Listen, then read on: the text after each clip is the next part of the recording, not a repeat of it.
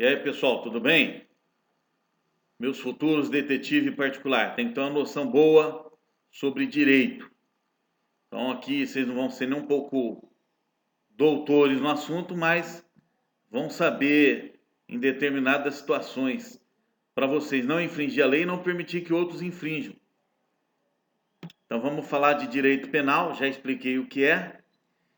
Vamos falar de noções de crimes mais comuns e consistentes aí na profissão do detetive particular.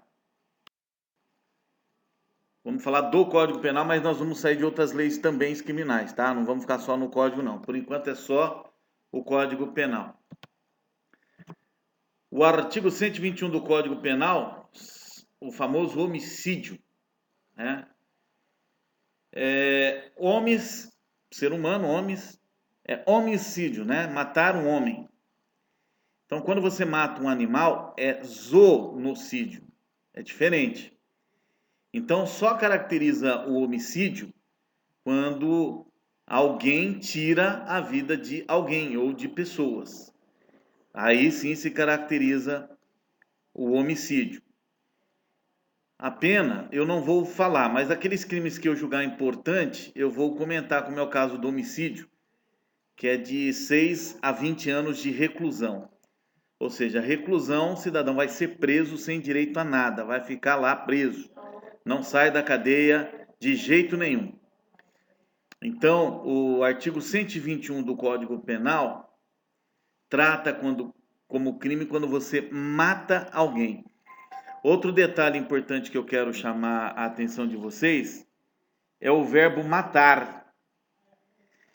Todo artigo, toda lei, em qualquer artigo, não só do Código Penal, existe o verbo do crime. Grava isso, o verbo do crime, o núcleo do verbo, o central. Então, o fato típico do homicídio é matar alguém, ou seja, a ação de matar alguém. Então, matar é o verbo. Então, o crime só vai ocorrer, como nós já estudamos anteriormente nos crimes tentados e consumados, quando pelo menos iniciar a execução. Então, quando inicia o verbo, que nesse caso é o verbo matar, iniciou-se esse verbo, iniciou-se o homicídio. Se ele iniciou e circunstâncias alheias não permitiu que assim o fizesse, é tentado de homicídio. Alguns crimes são qualificados, a pena aumenta. E cada caso é um caso. Então, o homicídio simples, como eu disse antes, é de 6 a 20. O qualificado é de 12 a 30. Tem várias qualificações. Então, quando o motivo é fútil, o que é motivo fútil? Eu dei um tiro na cara do cidadão porque ele olhou torto para mim. É banal. É um motivo fútil. Ou motivo torpe, né?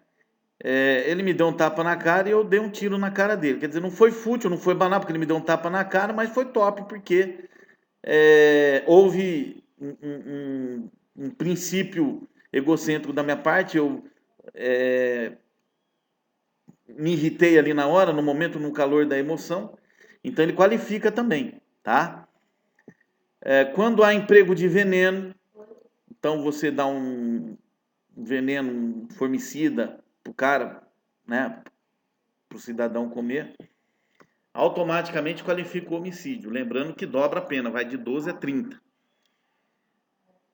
Quando há emprego de explosivo, coloca explosivo no cidadão ou na casa dele ou no veículo dele para matá-lo, também qualifica.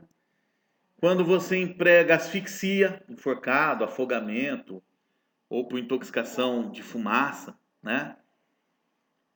Por exemplo, você deixa o cara na garagem, liga o carro e o dióxido de carbono acaba matando ele, porque ele está preso dentro da garagem, você deixou o carro ligado, né? Também qualifica o homicídio. O homicídio, ele tem várias diretrizes, né? Várias qualificadoras. Eu estou falando aquelas mais importantes. Quando há promessa de recompensa ou há recompensa, então entenda, não precisa ter a recompensa. A promessa da recompensa já qualifica. Então, por exemplo, se eu disser que eu vou dar R$ 200 para o Huguinho matar o Luizinho, Eu não preciso dar o dinheiro ou qualquer outra coisa, mas eu já estou qualificando, então já estou oferecendo a recompensa. E se eu der, pior ainda, né? Isso é uma qualificadora também. Emprego de arma de fogo também qualifica o próprio homicídio, tá? Tá aí as principais, aí, as mais importantes qualificadoras. Lembrando que quando se mata um animal não é homicídio, mas é crime. No final a gente vai explicar um pouquinho sobre isso. Artigo 129, lesão corporal.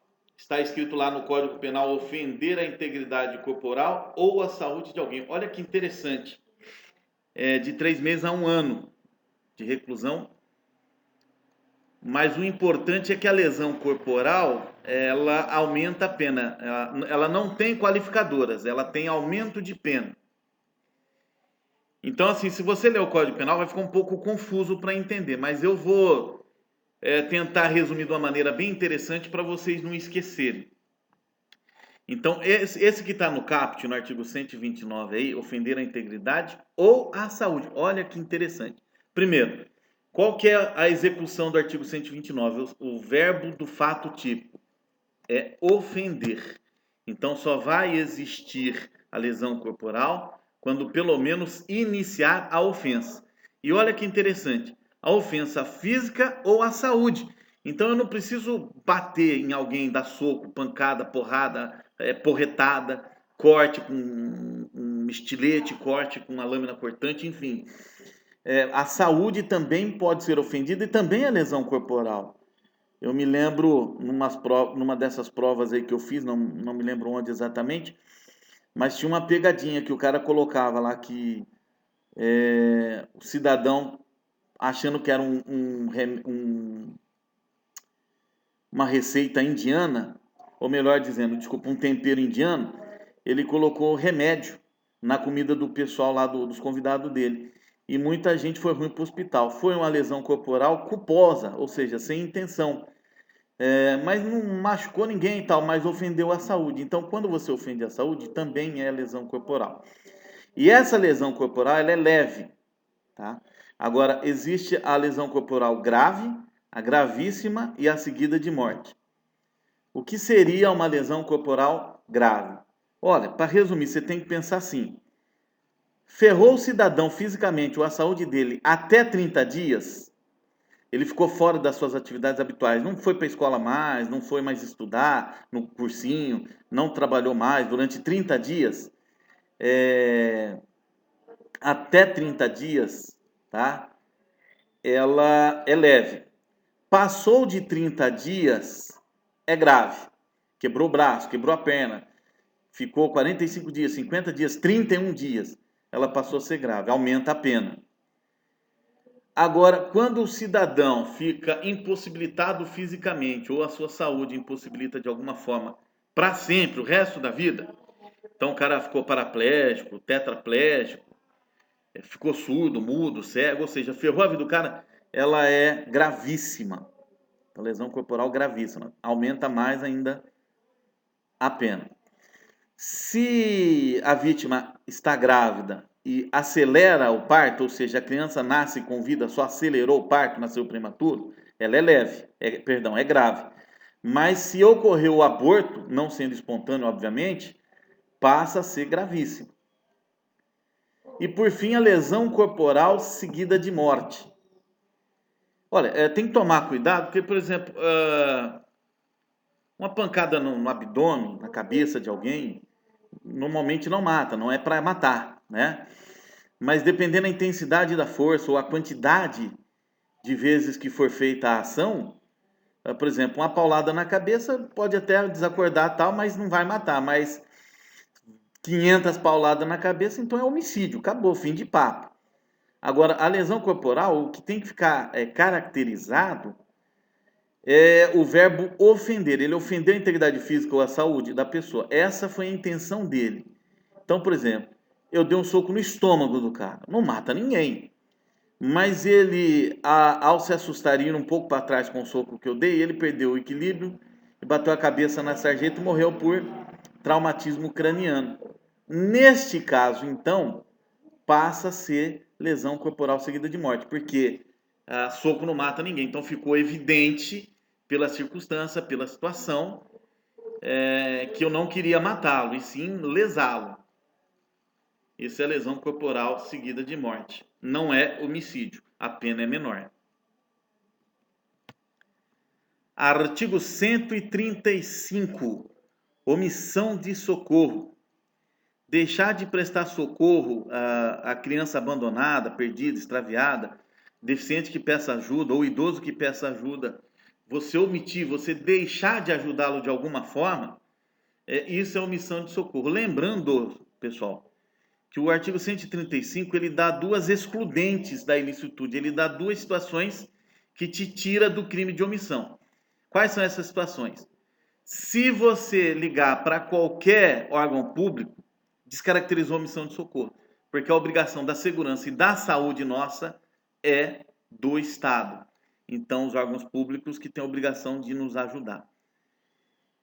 E a segunda hipótese, que deixa de ser omissão de socorro, é quando houver risco de morte para quem está socorrendo. O meu amigo está morrendo afogado, eu estou vendo ele agonizando ali, bebendo muita água, afundando várias vezes. Eu não sei nadar, a lei, com muita inteligência, o legislador, quando a fez, me permite omitir socorro, porque se eu pular, eu morro junto. Então, quando há risco de morte para quem está socorrendo, automaticamente também deixa de ser omissão de socorro.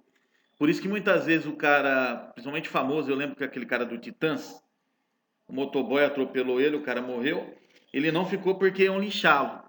E existia realmente pessoas que falou, tanto é que não deu nada para ele. Porque como o cara era famoso, eu não lembro, acho que era o Paulo Nicolas, né? Não lembro mais. Não, o Paulo Nicolas está vivo. Era o cara do Titãs lá. E acabou que não deu nada pro cara. Ele se entregou alguns dias depois e contou a história. Falou que ele ligou pro resgate, tinha lá toda a documentação que comprovava isso. E foi uma fatalidade, né? Artigo 146 do Código Penal, constrangimento ilegal. Esse é interessante porque ele anda junto com o artigo 5º, inciso 2 da Constituição Federal, que eu ensinei para vocês lá no começo, que é o princípio da legalidade. No princípio da legalidade diz que você só é obrigado a fazer ou não fazer se a lei assim fizer, se a lei assim te obrigar. Então você só é obrigado a fazer se a lei mandar, ou você só é obrigado a não fazer se a lei obrigar a não fazer. Caso contrário, né? E onde é que entra o constrangimento ilegal em cima disso daí? Muito simples responder essa pergunta, pessoal. Muito simples mesmo. Quando alguém usa violência ou grave ameaça, ou de alguma forma impossibilita a reação da vítima, obrigando que ela faça o que a lei não manda, ou obrigando que ela não faça o que a lei manda fazer, é constrangimento ilegal. Agora a gente tem que tomar cuidado que o Código Civil também tem o constrangimento ilegal e cabe os danos morais, ou seja, dinheiro, indenização, tá? Nesse caso aí é crime. Então, um exemplo de constrangimento ilegal. Eu obrigo uma pessoa a tirar a roupa para poder andar na praça, já que ela furtou um celular lá da loja. E um erro não justifica o outro. Eu vou responder por constrangimento ilegal. Eu já vi casos de policiais, não, vigilantes, que para conter o cidadão preso, qualquer um pode dar voz de prisão, ele obrigou o cara a tirar as roupas. A polícia chegou e levou os dois. O cara pelo furto dentro do mercado e o vigilante pelo constrangimento ilegal.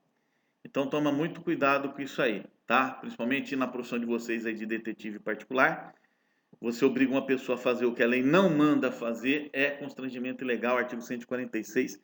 Se não me falha a memória, é de 3 meses a 1 ano. Depois vocês dão uma olhada aí nas penas. O artigo 147, crime de ameaça, né? O verbo aí do fato típico é ameaçar, né? Ameaçar alguém com palavras, gesto, por escrito ou de qualquer outra forma que impossibilita a resistência, né? Então, assim, não interessa se foi escrito, se foi falado, se foi gritado, se foi através de Telegram, de WhatsApp, de redes sociais, não interessa.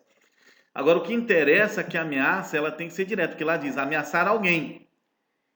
Então, por exemplo, olha, falaram que o Luizinho vai matar o Huguinho. Eu escutei isso lá no bar da Valdomira, na birosca do Zezão, tal, né?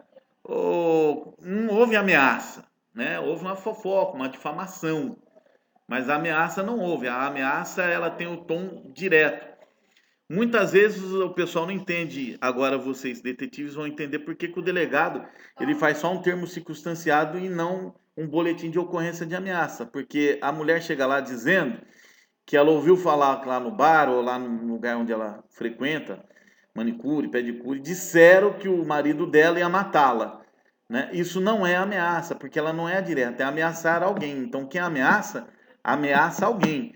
Eu chego pro cara, aí, você se prepara que eu vou te matar. Isso é uma ameaça. Agora, se alguém chega para ele, olha, estão falando aí que o Miguel diz que vai te matar. Isso não é ameaça. Como exemplo, é esse que eu acabei de falar, tá bom? Artigo 148, cárcere privado e sequestro. Aí tem algumas coisas que a grande mídia, né, que a televisão passa pra gente, e quem não conhece a lei fala besteira. Então vamos entender. Está escrito lá, privar alguém da sua liberdade, cárcere privado e sequestro. Simples assim. Então o verbo aí é privar. O que que é privar? É você trancar a pessoa num compartimento fechado, no banheiro, num quarto, numa sala, numa cela, né? Ou não permitir que ela saia daquele local. Você não prendeu ela em lugar nenhum, mas ela está sentada lá no banco da praça, você chega para você sair daqui, você apanha, né? Isso é privar a liberdade. O cárcere privado é exatamente isso que eu falei. Você não deixa a pessoa sair daquele local, ou porque você colocou num compartimento fechado, ou porque você não permitiu que o direito de ir e vir dela fluísse dali onde ela estava. É o cárcere privado. E o sequestro é você andar com a vítima, né? É assim que funciona. Você vai andar com a vítima. Então eu obrigo ela a andar comigo. Então, se eu pego ela na casa dela e levo, obviamente usando violência, grave ameaça, impossibilita a reação dela, obrigo-a a ir comigo até o cativeiro, isso é o sequestro, tá? E muita gente pensa que esse sequestro é aquele que foi pego na casa dele, foi levado para o cativeiro, e fala, não, não é. Esse aí nós estamos falando da extorsão mediante sequestro, né? No 149, perdão, no 158 é só extorsão. O que que é o crime de extorsão, né? Que é um 158. A extorsão é uma chantagem, quando você obriga uma pessoa a fazer o que ela não quer, ou obriga ela a não fazer o que ela, perdão, obriga ela a fazer o que ela não manda, ou obriga ela a não fazer o que manda, usando grave ameaça ou violência, e diante disso te dá algum tipo de vantagem, isso é extorsão. Eu me lembro numa academia que eu ministrava aula, era num domingo, e só tinha professores, né, e uma recepcionista, então não tinha ninguém lá. Chegou uma moça lá com a carteira e falando que queria falar com um aluno tal. A recepcionista foi lá na sala, chamou. Essa moça não conhecia esse aluno, o aluno olhou a carteira dele e estava com ela. Ele tinha perdido uns dias antes. Ela falou: se você quiser, você vai nesse endereço e me dá R$ 600. Ele não falou nada para nós. No dia que foi combinado, ele foi lá, deu os R$ 600 e pegou a carteira dele, né? Isso é extorsão, tá? É extorsão. Ela obrigou ele a fazer o que a lei não manda. Ela constrangeu ele. Então a extorsão nada mais é do que uma chantagem. Então olha que interessante. O artigo 148, que é cárcere privado e sequestro, juntou-se com o artigo 158, que é só a extorsão, e surgiu 159, que é a extorsão mediante sequestro. Então você priva alguém da liberdade e usa da extorsão para poder pedir qualquer vantagem. Entenda que vantagem, quando toda lei que você lê tiver lá uma vantagem ilícita, não é dinheiro. Ou não necessariamente só dinheiro. Pode ser ouro, pode ser prata, pode ser uma circunstância interessante. Por exemplo, olha, você vai ficar aqui até sua irmã casar comigo. Se a sua irmã não casar, você vai ficar preso aqui, né? Então, e já está havendo a extorsão mediante sequestro. E o extorsão mediante sequestro é interessante que o verbo está lá. São dois verbos, né? Sequestrar alguém, já está dizendo, sequestrar alguém, com o intuito de obter para si ou para outro em vantagem indevida, utilizando-se disso o meio de resgate, para que isso ocorra da tal liberdade. Então, a própria extorsão mediante sequestro é quando você sequestra alguém. Por que eu estou falando isso? O fulaninho estava andando com o cachorrinho Lulu da Pomerangue lá na praia. Alguém pegou esse cachorrinho, saiu correndo e mais tarde ligou para o dono pedindo 300 mil reais de resgate.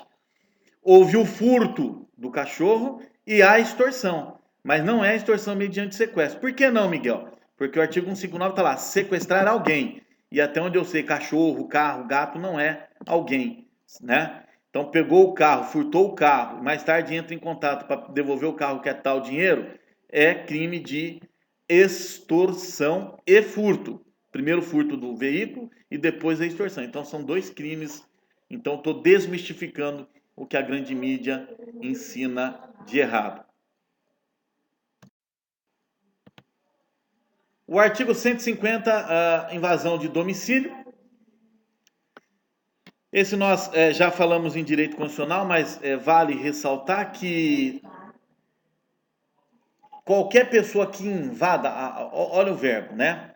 Invasão de domicílio. Então, o verbo, como é que está escrito lá? Agora eu não me lembro direito, mas, bom, vou lembrar e falo para vocês aqui. O verbo está em invadir, né? Invadir. Lembrei-me, a casa é asilo inviolável do homem, ninguém nela podendo entrar ou permanecer sem o consentimento do dono ou quem de direito tenha. Então, olha que interessante, pessoal. Vocês me desculpem que me deu um branco aí. Eu sei que vocês não estão me vendo, mas quem é aluno meu sabe que eu conheço de cor e salteado esses artigos, mais de 10 anos dando aula só de direito sozinho na escola que eu ministrava, então acabei aí me esquecendo. Mas é isso aí, são dois verbos, entrar e permanecer. Então olha que interessante. Muita gente pensa que o crime é só na invasão. Não. Se tem alguém sendo inconveniente na sua casa, a partir do momento que você fala para ela ir embora e ela não vai, já caracteriza a invasão de domicílio. Lembrando que uma casa ela pode ser invadida em 4 situações. Eu já expliquei, só vou relembrar. Se for para prestar socorro, qualquer pessoa pode invadir, que não dá nada, não é mais considerado crime de invasão. Se for em caso de desastre, um alagamento, incêndio, inundação, desabamento, deslizamento, pode invadir a casa, que não dá mais nada também. Se houver mandado judicial durante o dia, que é de segunda a sábado, das 6 da manhã até as 8 da noite. Domingos, feriado e após as 20 horas não se cumprem os mandados. E flagrante. Por flagrante não tem hora. Havendo flagrante dentro da casa, não há problema, não há crime. Lembrando o que é casa. Que é que lá está. A casa é asilo inviolável. Casa é tudo aquilo que é privado, não aberto ao público. Então, uma empresa que tenha 300 mil funcionários é casa, né? Porque ela não é aberta ao público. Agora tem que tomar cuidado. Então, por exemplo, na recepção da empresa, que é aberta ao público, então não é casa, mas da recepção para dentro passou a ser casa. Tanto é que a lei diz: as adjacências da casa é casa. Então, cômodos, parte da casa é casa, o quintal é casa, a sala é casa. Eu deixo você entrar na minha casa, mas eu digo que não pode entrar naqueles quartos. Coloco lá proibido e você entra, é invasão de domicílio, sim. Em caso de condomínios empresariais, residenciais, ou até mesmo no caso dos shoppings, que são condomínios, dentro dele não é casa. Porém, cada adjacência, cada loja do shopping é casa. Cada apartamento, cada casa do condomínio é casa também, tá? Lembrando que a loja ela é aberta ao público, mas a partir do momento que o cara entrou do balcão para dentro, passou a ser casa. Artigo 151, violação de correspondência. Bom, em 1948, que é quando foi feito o Código Penal, se não me falha a memória, correspondência era carta, telégrafo, né? Hoje correspondência é tudo, tá? tudo aquilo que é endereçado a alguém, certo? Devassar correspondência. Então, o verbo, o núcleo, é devassar. Então, só existe quando devassa. O que é devassar? Você não deixar chegar ao conhecimento do destinatário final ou você tomar conhecimento primeiro que ele. Isso é crime. Então, atenção aí, meus detetives particulares, para vocês não saírem violando e nem olhando cartas correspondências. Isso vale até para caso, por exemplo, de encomendas. Artigo 155. Furto. Subtrair para si ou para outrem coisa alheia móvel. Então, o verbo é subtrair. Subtrair é você retirar. Subtrair para si, ou seja, retirar para mim. Subtrair para si ou para outrem. Outrem é outra pessoa, isso é importante falar. Outrem, outra pessoa. Então, quando você subtrai, você retira de alguma coisa ou de alguém algo, é furto, né? O furto, ele diferencia do roubo, porque no roubo existe a grave ameaça ou violência. É muito comum a gente falar um 5-7. O que é um 5-7? Assalto à mão armada. Não é verdade. Não é verdade. Um 5-7 é roubo. E se houver um emprego de arma de fogo, é roubo qualificado. Tá? Qual é a diferença do furto para o roubo? Eu estava no meu primeiro colegial, tinha um professor que eu adorava não, eu adoro, que Deus o tenha num bom lugar, ele faleceu. Eu perguntei para ele, no meu primeiro ano, que eu digo de colegial, qual era a diferença do furto para o roubo, e eu fiquei com aquele, ele falou, o furto não vê e o roubo você vê. E não é verdade, isso é conversa fiada do povo. A diferença é que o roubo existe a grave ameaça ou violência, ou de alguma forma a impossibilidade da reação da vítima. Então isso é o roubo. O furto não tem nada disso. O furto simples. Quando o furto ele é praticado após as 18 horas, não é qualificadora, mas aumenta a pena. Porque à noite é mais fácil para furtar, então a pena aumenta. O furto, artigo 155, ele tem 5 qualificadoras. Vou tentar lembrar aqui delas, né? A primeira, participação de 2 ou mais pessoas. Então, tendo 2 pessoas, já qualifica o furto. O furto simples é de 1 a 4 anos, qualificado é de 2 a 8. Lembrando que para cada qualificadora a pena duplica, triplica, quadriplica. Tá? Outra qualificadora do furto é o emprego de chave falsa. Né? Antigamente era chamada de micha. Existe a micha ainda, mas hoje o pessoal trabalha mais com outro sistema, né? Sistema de decodificador. Tá chique o negócio. Quando você utiliza a chave falsa, também qualifica o furto. Rompimento de obstáculo. Por exemplo, o maior exemplo que eu posso dar para vocês aí, caixas eletrônicas. Utilizou-se de explosivo, ou seja, para romper, para estourar, qualificado. Quando rompe, qualquer tipo de rompimento, como por exemplo, arrombar portas, janelas, vitrô, vidro, também qualifica. Utilização de fraude, escalada ou destreza. O que é isso? Quando o cara usa algum artifício para poder furtar.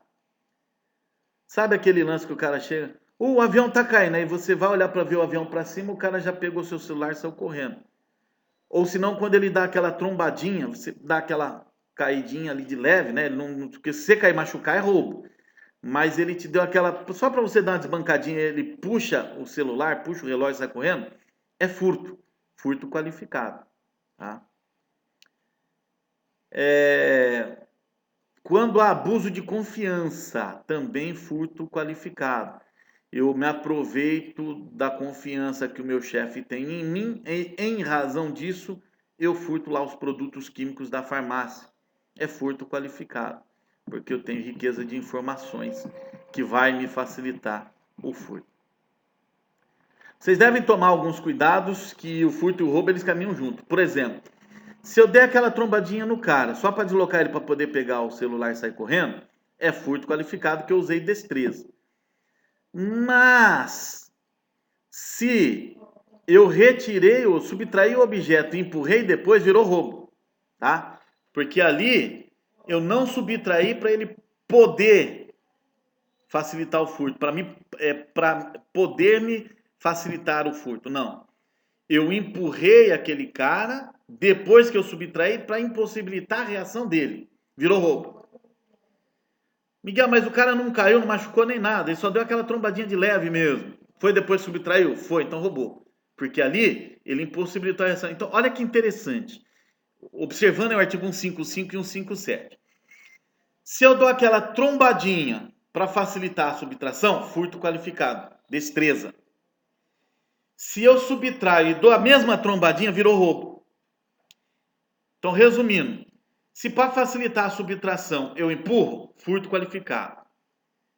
Ou eu subtraio e depois empurro, foi para impossibilitar a reação dele. É roubo. A extorsão nós já falamos, é quando você constrange alguém, obrigando que ela faça o que ela não quer fazer, ou que não faça o que ela quer fazer, que a lei manda fazer, chantageando, né? Usando chantagem. Isso é crime de extorsão. Aliás, é muito comum falar, sequestro, sequestro. Aquele crime que ligam lá na sua casa e falam, pai, mãe, me ajuda, socorro, pelo amor de Deus e tal e coisa. Isso aí é extorsão, que é uma chantagem que estão fazendo. Artigo 163, crime de dano. Olha que interessante, porque o crime de dano, ele tem 3 verbos. Danificar, destruir, deteriorar coisa alheia. Né? Então, o que é coisa alheia? É coisa dos outros. Né? Se for patrimônio público, a pena aumenta. Agora, o que é interessante, Miguel? Tem como eu danificar alguma coisa sem querer? Destruir, deteriorar algo sem querer? Não tem, né? Porque o verbo ele é danificar, destruir e deteriorar. Então, eu não consigo fazer isso de maneira culposa. Para quem ainda não pescou o que eu estou dizendo, o artigo 63, que é crime de dano, ele não existe culposo, ele sempre vai ser doloso. Então, ou teve ou não teve. Eu bati o carro uma vez numa senhora e ela queria chamar a polícia pelo crime de dano. E a polícia veio. E foi um forfé danado, que eu falei assim, vocês têm que voltar para a escolinha da polícia, porque como é que eu bati de propósito se eu não conheço essa mulher? E outra, como é que eu bati com a minha lateral traseira na frente do carro dela? Eu estava errado, eu reconheço.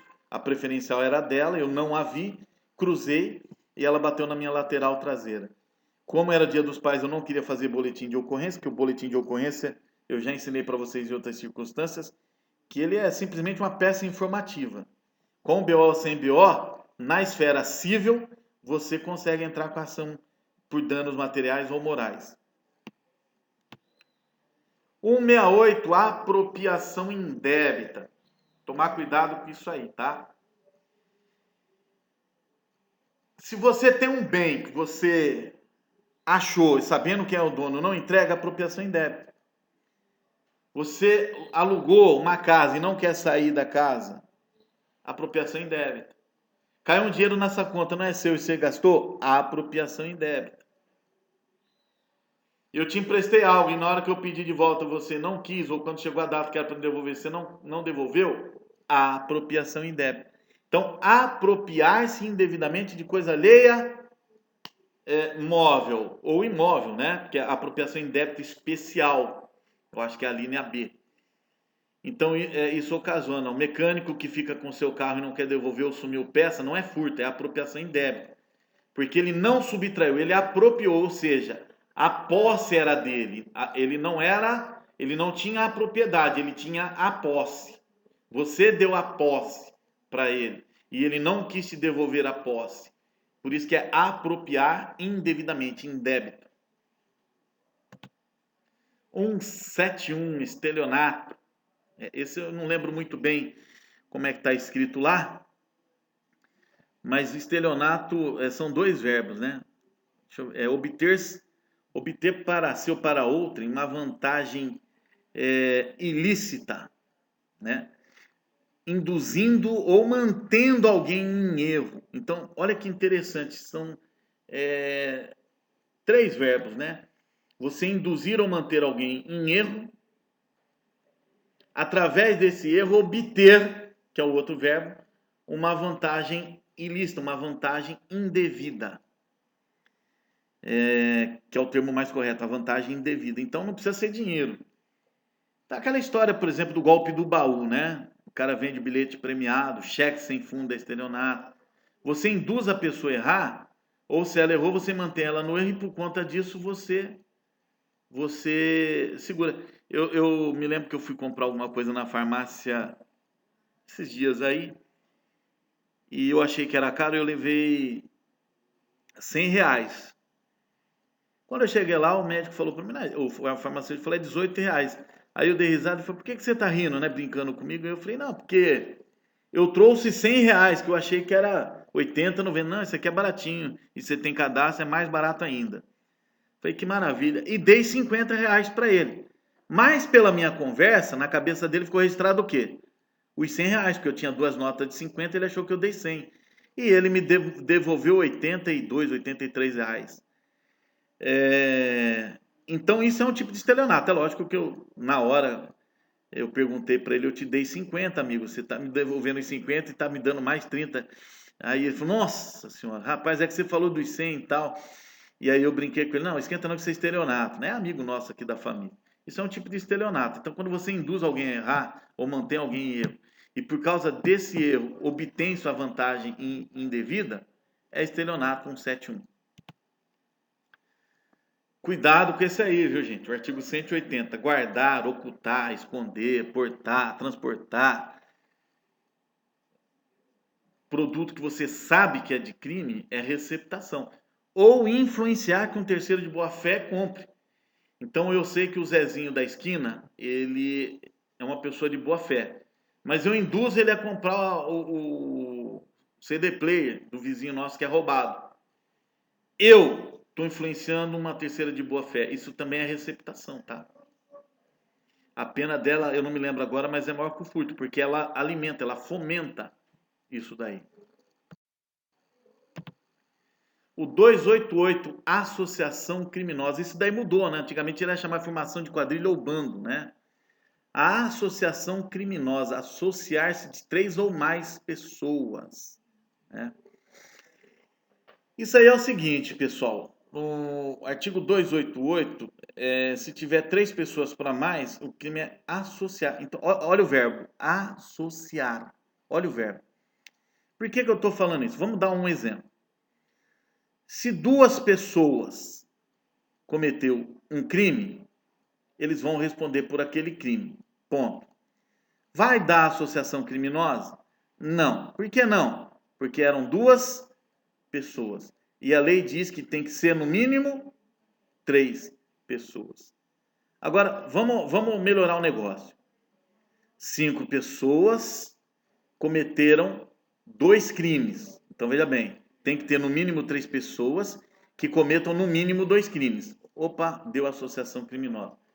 E se essas 5 pessoas tivessem cometido um único crime? Não dá associação criminosa, porque tem que ser no mínimo 2 crimes. E a lei não diz se eles cometeram ou vão cometer. Então, fica claro que o legislador quis dizer que associou para cometer o crime já é o crime de associação criminosa.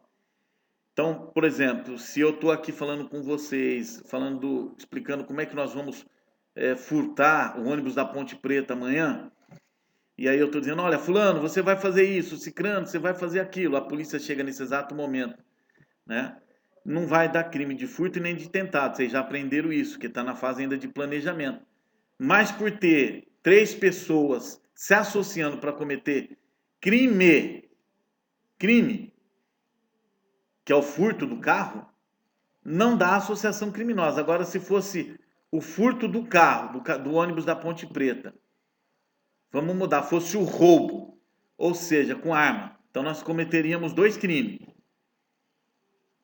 O porte ilegal de arma e o roubo.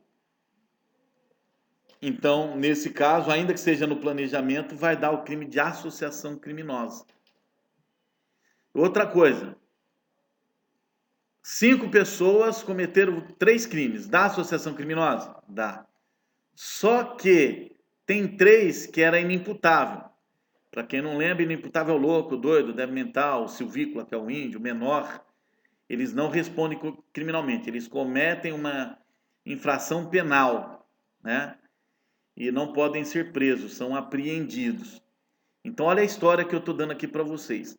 5 pessoas cometeram 3 crimes. Associação criminosa, ponto. Além dos crimes que eles cometeram, associação criminosa. Só que tem um detalhe. 3 eram inimputáveis. Um era louco, o outro era menor e um era débil mental, por exemplo.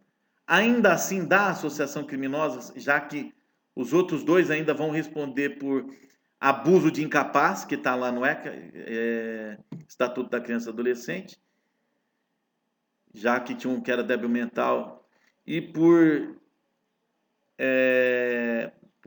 pelo menor, né, abuso de incapaz, já que um era débil mental e o outro era incapaz mentalmente, e no caso do menor, da corrupção de menor, são 2 crimes.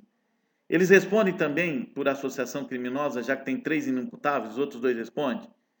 Responde por associação criminosa. Mas, Miguel, só 2. Mas eles juntaram 3 pessoas a mais. De 3 pessoas para mais. Então, o verbo associar é assim que funciona. Eu espero que vocês tenham entendido aí. Se alguém não entendeu, me diga urgentemente. 329, resistência à prisão. Então, aí cabe aos funcionários públicos que têm essa função. Polícia, guarda municipal. Ele deu voz de prisão e a pessoa que está sendo presa se opõe a isso, ela não quer ser presa, ela resiste, não querendo entrar no candurão, chutando o policial, e o policial tem que aumentar a sua força de maneira progressiva, aquele cidadão cometeu o crime de resistência à prisão. Desobediência à ordem do funcionário público que está no exercício da função, né? O oficial de justiça, ele mandou você assinar e você não quer assinar, é um direito que você tem. Mas um policial que mandou você colocar a mão na cabeça e você não coloca, é desobediência. Você não é obrigado a falar em juízo, perdão, não é obrigado a falar na delegacia em polícia, mas em juízo você é obrigado a falar. Porém, já que a lei te dá o direito de permanecer calado, se você não falar nada, o juiz não pode te obrigar em tese, mas pode entender que os fatos alegados a você são verdadeiros. E o artigo 330, ele anda nessas vibes aí. Então tem que tomar muito cuidado, que a desobediência é por conta disso. Artigo 331, desacato à autoridade. É o desrespeito à autoridade, tá? Vamos entender algumas coisas, né? Desrespeitar. Se eu falei para o policial que ele não conhece lei, ele deveria voltar à escola, isso não é desacato. Agora, se eu falei que ele é burro e ignorante, isso é desacato. Então tem que tomar cuidado que a palavra desacato é o desrespeito à autoridade. Funcionário público no exercício da função. O 333 fala da corrupção passiva. Já estamos terminando, viu, pessoal? Corrupção passiva. O que é corrupção passiva? Corrupção passiva é o contrário da corrupção ativa. Quando você oferece ou dá qualquer benefício para um funcionário público para poder se beneficiar, para você se beneficiar, corrupção passiva. O funcionário público que aceita ou que pede é corrupção ativa. Aí nós temos a Lei 11.643 de 2006, SISNAD, que é o Sistema Nacional de Drogas, não está no Código Penal, mas é legal falar sobre o consumo de drogas, que está no artigo 28, e sobre o tráfico de drogas, que está no artigo 33. Primeiro eu quero fazer menção à quantidade, porque o pessoal fala, não, só tinha 3 pacotes, só tinha 9 gramas, só tinha 2 gramas. A lei não fala em nenhum momento em quantidade. Ela fala da circunstância. Então, se o cara estava com dinheiro no bolso e do outro lado estava com 5 trouxinhas, né, de maconha, por exemplo, ou pinos de droga, sei lá, ficou caracterizado já, é o 33, que é o tráfico. Então, tudo isso é levado em consideração. Para dar o 28, não é fácil. o advogado pede o exame toxicológico, o juiz pede para ver se realmente tem enzimas de droga no cara. E a maior parte dos traficantes não bebem, não fumam nenhum tipo de droga, seja droga lícita ou ilícita. Lei 9.605 de 98, a Lei dos Crimes Ambientais, só para dar uma esclarecida, crimes contra a flora, qualquer tipo de vegetação que pertence à natureza é crimes contra a flora. Então, você cortar uma árvore, até na sua casa, no seu quintal, se não tiver autorização do SEMA, que é a Secretaria do Meio Ambiente da sua cidade, você está cometendo um crime. Eu sugiro que vocês estudem um pouco de crimes ambientais, tá? Crimes contra a fauna. Eu moro bem aqui na região central de Campinas e fui surpreendido por um gambazinho, a minha filha que viu. Eu nunca vi gambá no centro de Campinas e eu chamei o bombeiro porque eu fiquei morrendo de medo. Por quê?